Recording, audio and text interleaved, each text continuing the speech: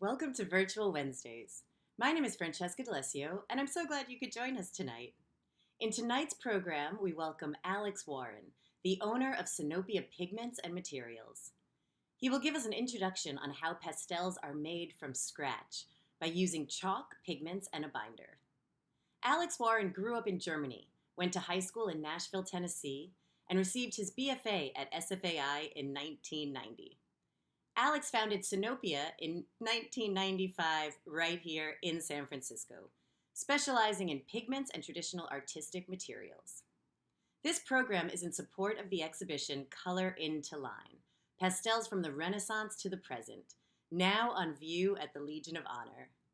Drawn mostly from the Fine Arts Museum's own collections in the Achenbach Foundation from the Graphic Arts, Color into Line presents a powerful selection of masterpiece drawings done with pastels, one of the most versatile and adaptable mediums in art history, spanning from the Renaissance to the most recent artistic experimentations. Please give a warm welcome to Alex Warren. Hi, my name is Alex Warren. I'm the owner of Sinopia Pigments and Materials in San Francisco. I started Sinopia back in 1995, primarily as a pigment store. I just graduated from art school. I was really interested in pigments, had done a lot of research about it, gone to Europe, seen pigment stores, was fascinated by that. And so I decided to open my own pigment shop here in San Francisco. The one thing I really love about pigments is that you can deal or work with color directly. There's no encumbrance, there's no binder that somebody else mixed with them. There are no decisions that were made for you, but you can add your ingredients to them and create your own types of paint and or pastels, for example, at your own whim, and you don't have to live with the decisions that were made by the big paint manufacturers. You have access to more colors because a lot of paint manufacturers don't use a lot of the pigments that are were historically available.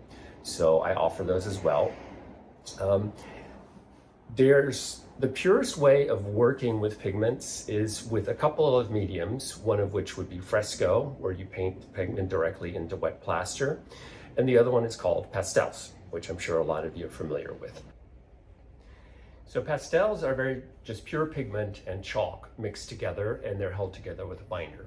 So I'm going to talk about how pastels are made, how pastels can be viewed, and what influences the different types of pastels, and how ultimately your pastel drawing will look when you're finished with it. Before I talk about pastels or pigments, I always like to talk a little bit about safety. A lot of people ask, working with pigments, is that something where you should be concerned about your own health or safety? And the answer is definitely yes.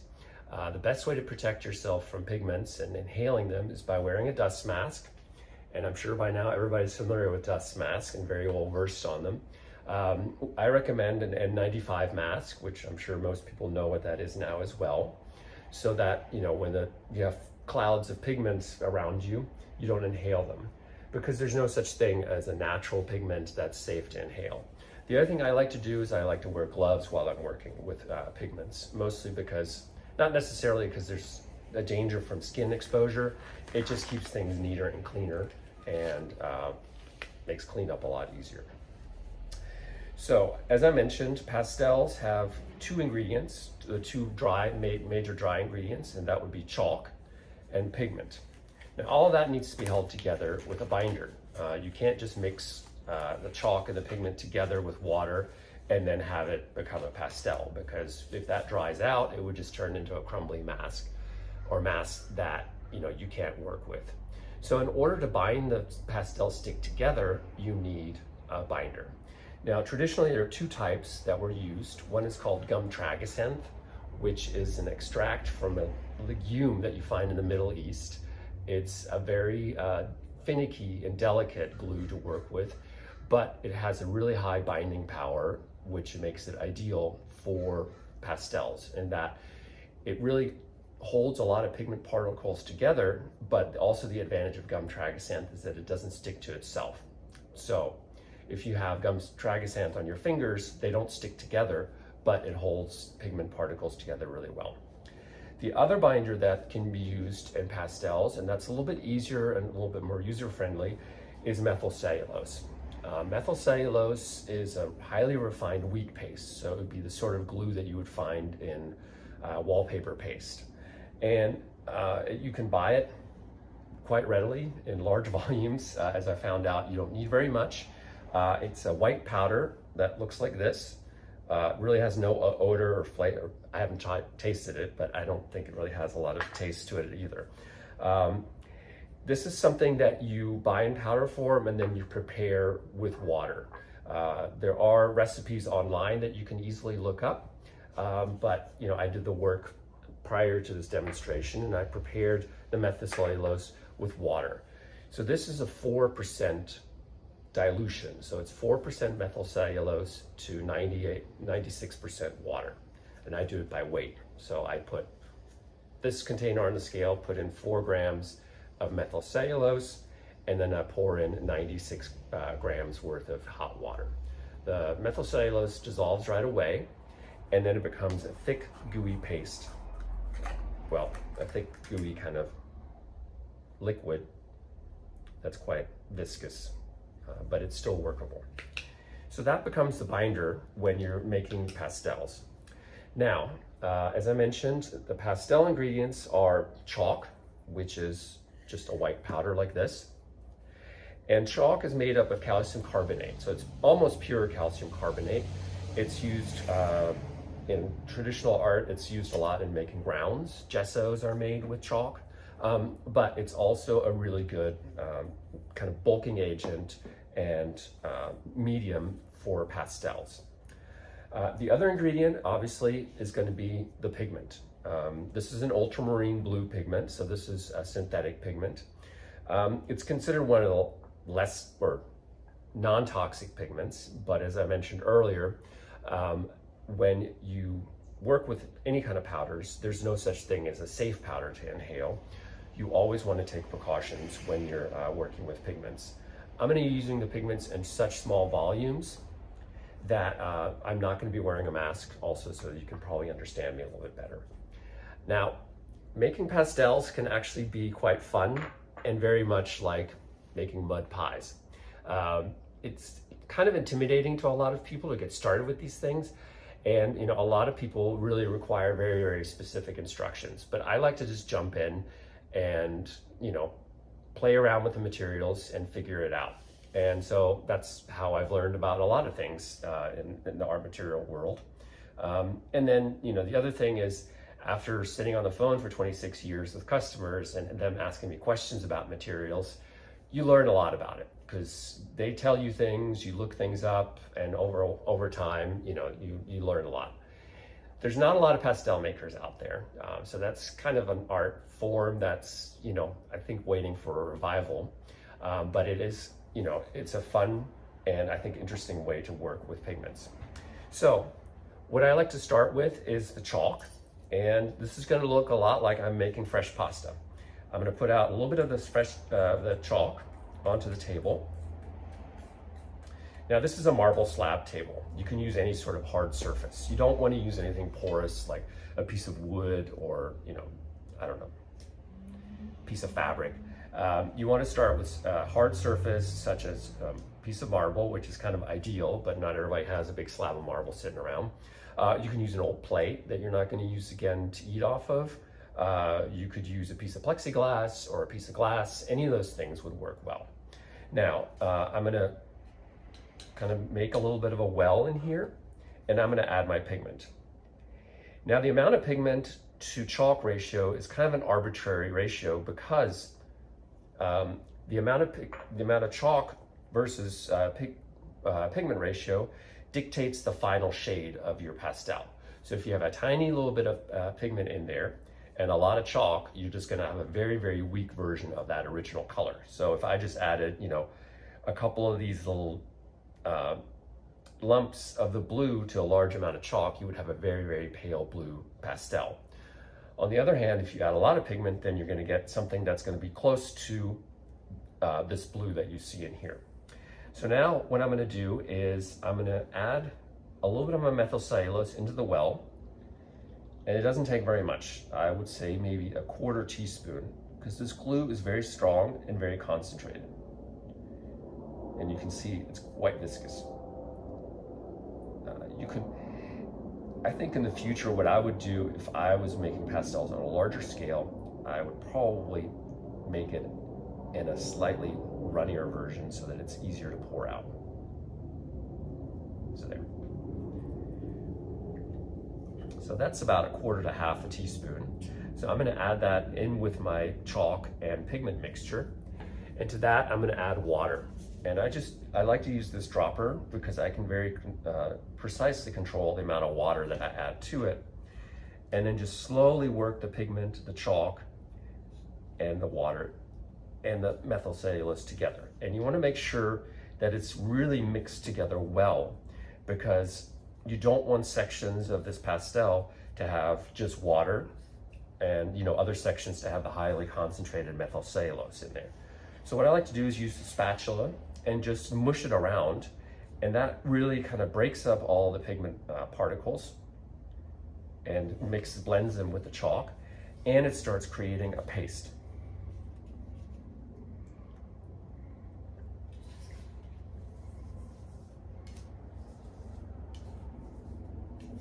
Very gently, just work this together.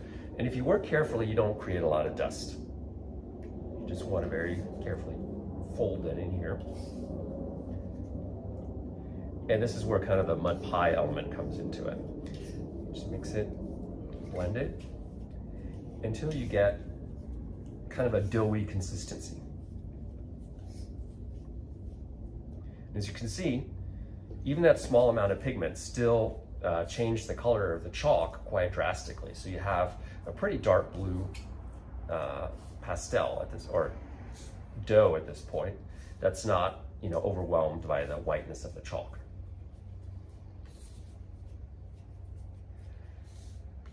I'm going to add a little bit more chalk to this so that when I handle the dough, it doesn't just stick to my gloves. Again, kind of like making pasta. Get in there.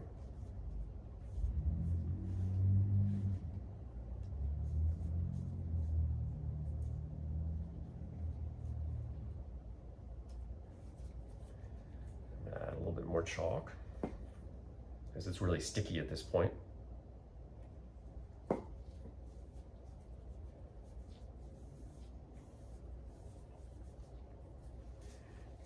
And then you take the dough, put it in your hands, and you just roll it out.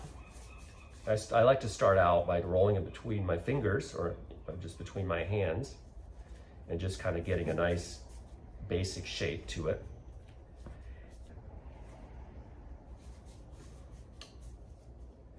And then once you have a nice basic shape, you can just roll it out onto a piece of newspaper. I have this paper that has a little bit of a wax coating on it, so I like to use that so that it doesn't stick so much to the surface. And you roll it out. Now, this is still really wet, so at this point, this is not going to be a usable pastel. So what you need to do is you need to let it dry overnight until it forms into a dry stick, and then you can use it the next day. Okay, now that we've cleaned up our mess here, with which you only need water for, like I use a rag with some water, there's no special cleansers or anything like that. We're gonna let our pastel rest. Now, you can shape this in any form that you like. Some people like to use little molds that they press their pastels into and then just pop them out of. Or you can leave it like this, and that's really left up to you. And so, once you let the pastel dry overnight, you're going to end up with a stick like this. I prepared this a couple of days ago, and it's a dry chalky pastel. You can see it's already coming off into my hands. So now when you work with pastels, one of the things that holds the pastel to the paper is the texture of the paper. So you're always going to want to work with a more textured paper so that the pastel can grab onto it. And then you just make your marks across the paper. Now, there are different ways to make pastels more crumbly and softer so that you get a much more velvety finish. Or if you put a more concentrated version of the methyl cellulose into your pastel, then you'll get more of almost something that's like a wax stick. Now, this one actually, there's kind of an anomaly because the methyl cellulose is not distributed very well. So you get to see firsthand what a hard pastel versus a soft pastel looks like. So this side has a less concentrated version of the methyl cellulose, so that you get a lot more transfer of pigment and chalk to the surface, whereas the other side is a little stiffer and harder, so it almost acts more like a pencil. So even within something as simple as just combining chalk and pigment, you can make some choices and have different hardnesses of the pastels or softnesses and so forth. There are some brands of pastels that literally, by the time you get them, they're already in 6 or 8 chunks, and you have to figure out to reconstitute it. So, a lot of people really like the soft, very soft pastels. So, if you like that, then you just use a less concentrated version of it. So a big portion of what you ultimately see in a pastel is influenced by what you put on top of the pastel, known as a fixative. You can display a pastel drawing with just the pastel on paper, but it's a very, very fragile surface. So what a lot of people do, or most artists do, is that they put a fixative over that. Traditionally, most fixatives are made up of a resin, like a colophony resin, which is a pine resin that gets extracted from trees, and then that gets dissolved in alcohol. One of the drawbacks with that type of resin is that it kind of changes the color of the pigment a little bit. So you have that trade-off where you either have a more stable surface with the pigment sitting on top and like being bound to the paper a little bit more securely, or you have the richer and brighter pigment, but it's not bound to the surface very securely. If you go to museum exhibits, you'll always see pastels under glass. A lot of times you'll see them in darkened rooms because older pastels used fugitive pigments so that they fade in sunlight. So that, they become very, very fragile things and very difficult to display. And I'm sure a nightmare to move, because you don't want to put it in a crate and then have it come out with, a pile of dust at the bottom of the frame. So anytime you spray your pastels, they're going to change color. See how that's getting darker?